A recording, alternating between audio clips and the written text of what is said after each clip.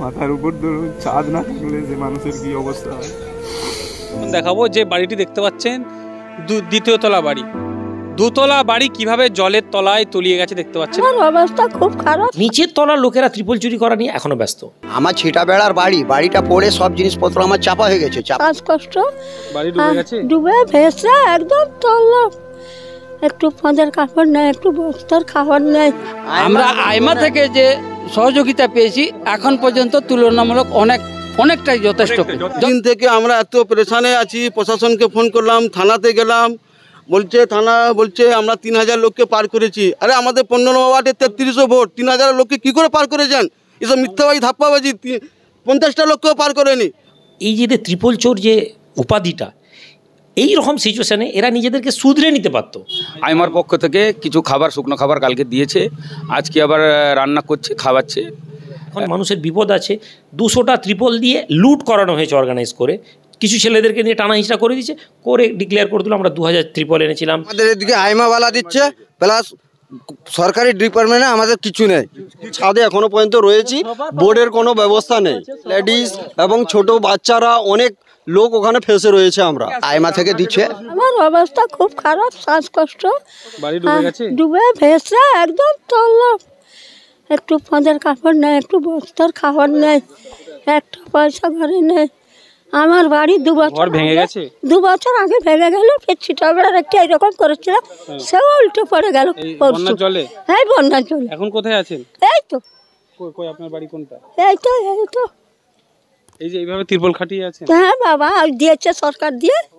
আচ্ছা, ওই এভাবেই দেখছেন কিন্তু ত্রিপল খাটিয়ে কোনো রকমে রয়েছে। এই বয়স্ক মানুষটা ত্রিপলের তলায় বাঁধে, তারা ঘর করে বাঁধে কোনো রকমে কাটাচ্ছে।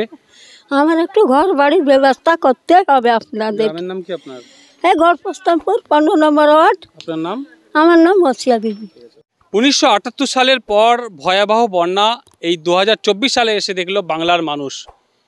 কেউ কল্পনাই করতে পারেনি যেসব জায়গা কোনোদিন ডোবেনি সেসব জায়গাও ডুবে গেছে। তার একটি উদাহরণ দেখাবো। যে বাড়িটি দেখতে পাচ্ছেন দ্বিতীয় তলা বাড়ি, দুতলা বাড়ি কিভাবে জলের তলায় তলিয়ে গেছে দেখতে পাচ্ছেন। আমি এই মুহূর্তে রয়েছি পাঁশকুড়া, পূর্ব মেদিনীপুরের পাঁশকুড়া 17 নম্বর ওয়ার্ডে রয়েছি এবং কংসবতী নদীর 18 নম্বর ওয়ার্ডে রয়েছি। কংসবতী নদীর বাঁধে দাঁড়িয়ে রয়েছি। এই যে ভাঙনটা দেখতে পাচ্ছেন, এটা কংসবতী নদীর বাঁধ। এই ভাঙন দিয়ে কিন্তু জল ঢুকে গ্রাম তলিয়ে গেছে এবং সামনেই যে বাড়িটি দেখতে পাচ্ছেন সেই বাড়িটি একেবারে তলিয়ে গেছে জলের তলায়। মানুষের স্বপ্ন জলের তলায় ভেসে গেছে। বিভিন্ন জায়গায় বন্যা হয়েছে, আপনারা খবর পেয়েছেন ইতিমধ্যে। হাওড়া, হুগলি, মেদিনীপুর সহ বিভিন্ন জায়গায় বন্যা হয়েছে। আমরা পাঁশকুড়ায় রয়েছি। পাঁশকুড়া এই বন্যায় কিন্তু মানুষের পাশে দাঁড়াচ্ছে পীরজাদা সৈয়দ রুহুল আমিনের প্রতিষ্ঠিত আইমার কি ভূমিকা রয়েছে এই বন্যায় দেখাবো এবং মানুষ কিভাবে বাঁধের উপরে বাস করছে ত্রিপল খাটিয়ে। মানুষের অভাব অভিযোগের কথা এসএসটিভি পাবলিকের পর্দায় তুলে ধরবো। চলুন আমার সঙ্গে দেখুন মানুষের কি করুন দৃশ্য। ভাবছিলাম যে বয়সটা তো প্রায় 50-এর কাছাকাছি, আর কবে করব। সব সর্বস্ব দিয়ে ঘরটা করেছিলাম, আমার সব শেষ হয়ে গেল। এখন মাথার উপর না আছে ছাদ, না আছে কিছু, গুরুত্বই দিল না। বলছি এটা তো চর আছে, ওখানটাতে মেন আছে, 25টা বস্তা, হয়তো এগুলো তখন আটকে যেত। 2 ধার বনে জঙ্গলে ভর্তি, কোথায় ঘোগ আছে খুঁজে পাওয়া যায়নি। কোনোদিন জঙ্গল পরিষ্কার হয়নি, অথচ পৌরসভার মধ্যে থাকি।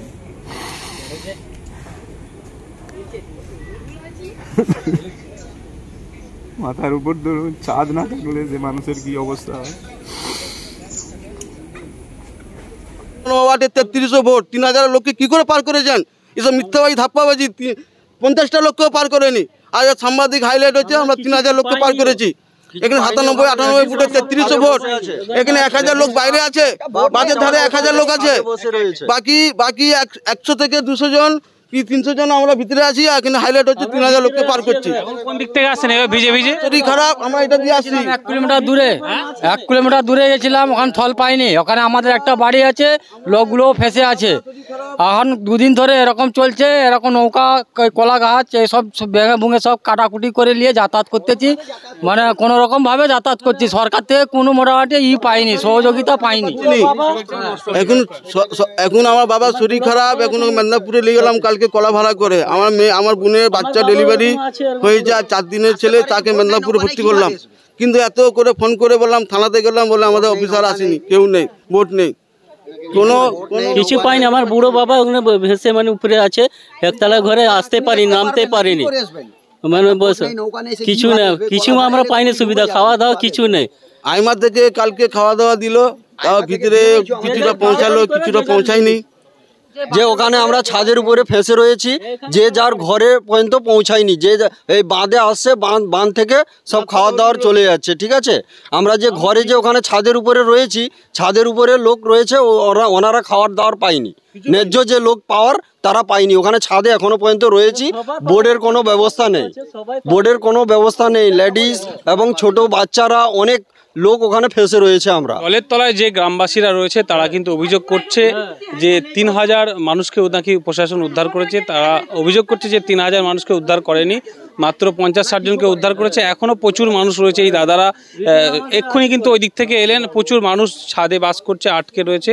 তাদের অভিযোগ তারা কোনো সাহায্য সহযোগিতা কিন্তু পাচ্ছে না। তারা এভাবেই কিন্তু ডুবে ডুবে দিনের কখনো যাচ্ছে, গিয়ে কোনো রকম সামগ্রী নিয়ে আসছে, এসে বাঁধে বাস করছে, এবং বয়স্ক যারা রয়েছে তাদেরকে ছাদে রেখে এভাবেই কিন্তু তারা দিন যাপন করছে। আর এই যে সবজি, ওই ভাত রান্না হচ্ছে, এগুলো সব আইমা থেকে আসছে। আমাদেরকে সব জিনিসপত্র দিয়েছে, ওনারা বলছেন খালি আমরা সব ব্যবস্থা করে দিয়ে আপনাদেরকে রান্না করতে হবে। আমরা এই রান্না চাপিয়েছি। আমার ছিটা বেড়ার বাড়িটা পড়ে সব জিনিসপত্র আমার চাপা হয়ে গেছে। চাপা হওয়ার জন্য আমার 2 দিন থেকে চাপা হয়ে পড়েছিল। আজকে একটা বৃষ্টি একটু কমেছে বলে সেভাবে আমি জলে ভেসে ভেসে কোনোভাবে পড়ে যা কোনোভাবে আমি বাড়ি গেলাম। জিনিসপত্রগুলো গুছিয়ে টুছিয়ে কিছু জিনিস চলে গেছে, কিছু জিনিস ভেসে চলে গেছে, আর কিছু জিনিস আমি হালকা ফুলকা যেগুলো ছিল ওগুলো তুলেছি। আমার বাড়ি এই যে ভেতরে বাঁধে আছে, এখন আমার ভেতরে পাঠানপাড়ায় বাড়ি। আমি এখন বাঁধে এসে কোনোভাবে একটু ঠিকানা নিয়ে আছি, পড়ে গেছে। খাওয়া দাওয়া এখানে দিচ্ছে আমাদের থেকে, ওগুলো খাচ্ছি যাচ্ছি।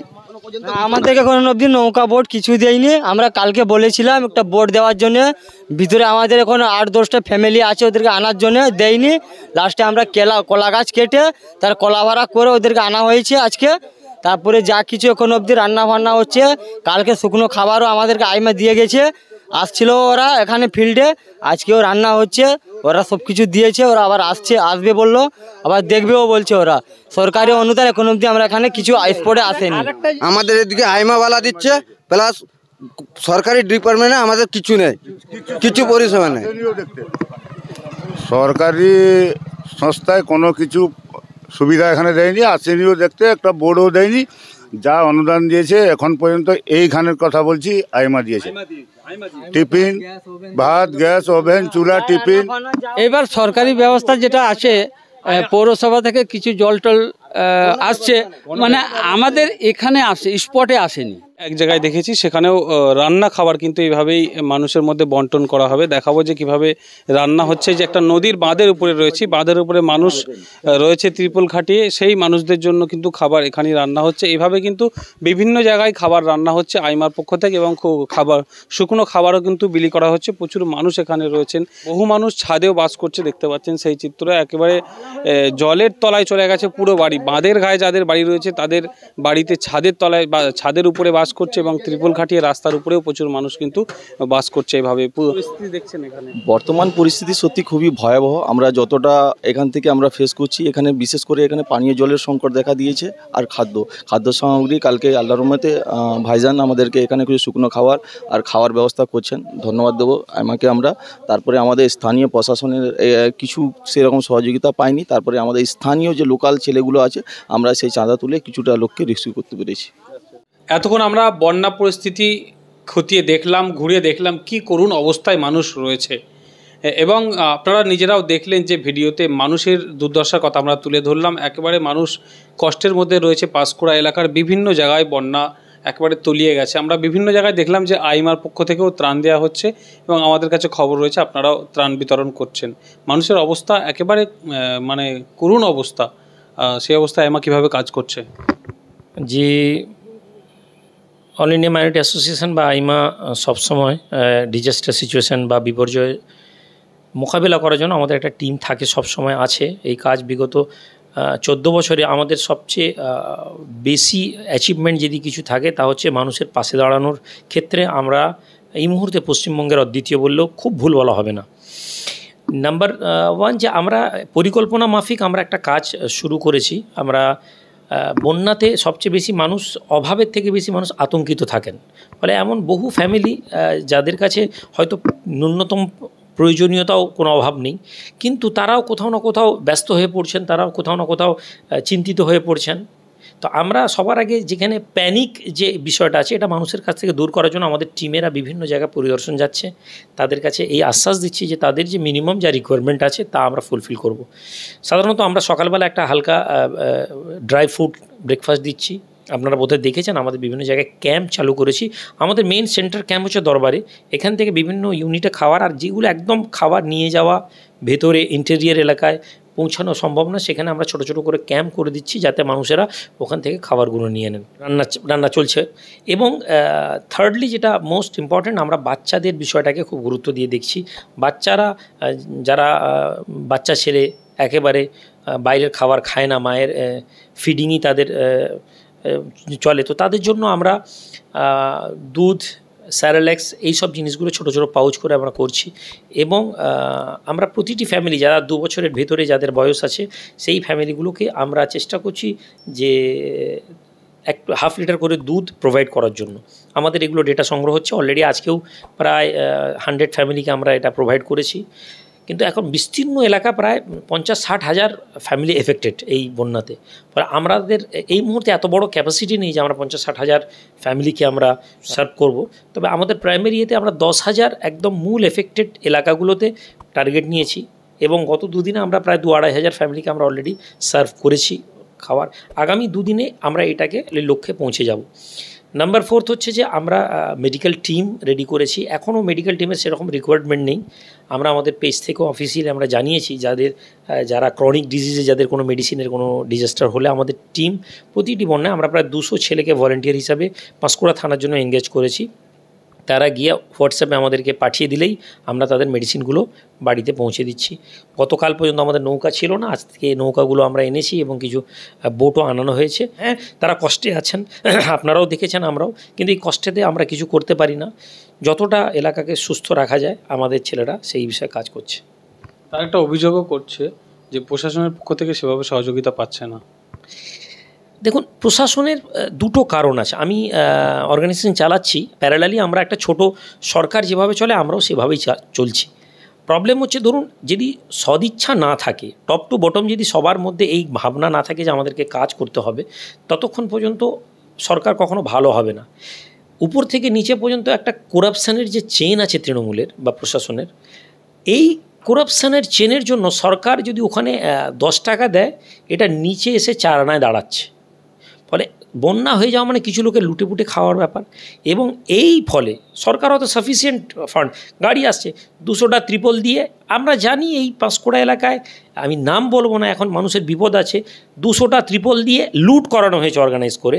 কিছু ছেলেদেরকে নিয়ে টানা হিঁচড়া করে দিচ্ছে, করে ডিক্লেয়ার করে দিল আমরা 2000 ত্রিপল এনেছিলাম, লুট হয়ে গেছে। তো এই যে ব্যাপারগুলোর ফলে জনগণ সাফার হচ্ছে। নাহলে সরকার চাইলে, প্রশাসন চাইলে, যত বড়ই ডিজাস্টার সিচুয়েশন হোক, ওই সিচুয়েশনকে আটকাতে পারবে না, কিন্তু মানুষের স্বাচ্ছন্দ্যটাকে তারা আরামসে প্রোভাইড করতে পারে। সরকারের যেভাবে পাশে দাঁড়ানো দরকার, হয়তো স্টেট সেই পরিষেবা দিচ্ছে, হয়তো দিচ্ছে, আমি জানি না, কিন্তু নিচের তলার লোকেরা ত্রিপল চুরি করা নিয়ে এখনও ব্যস্ত।